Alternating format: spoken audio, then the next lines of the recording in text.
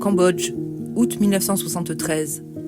La guerre fait rage, une guerre sans honneur que l'ambassade américaine s'emploie à envelopper d'un rideau épais de fumée.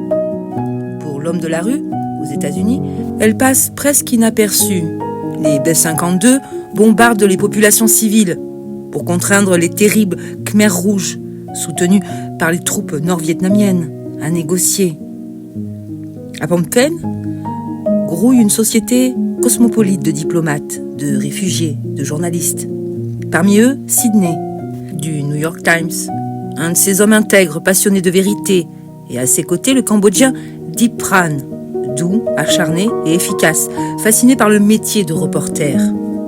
Depuis 1975, les Khmers rouges progressent, et bientôt, les rats quittent le navire, en perdition. L'ambassade américaine plie bagage dans un vent de panique. Dans la capitale sans défense, c'est l'entrée triomphale des Khmers rouges, portée par un espoir insensé de la population, bien vite battue de brèche par le début d'une sanglante répression. La haine a pris le pouvoir, et c'est pour le Cambodge le commencement d'un voyage au bout de l'enfer. Sydney et Diep parcourent la ville meurtrie pour témoigner, jusqu'au jour où les derniers étrangers sont évacués. Fin 1975, Diep n'a pas pu s'échapper. Dans les camps de travail de Pol Pot, il entame sa descente personnelle au fond du gouffre. Délation, famine, absence de sommeil, massacre.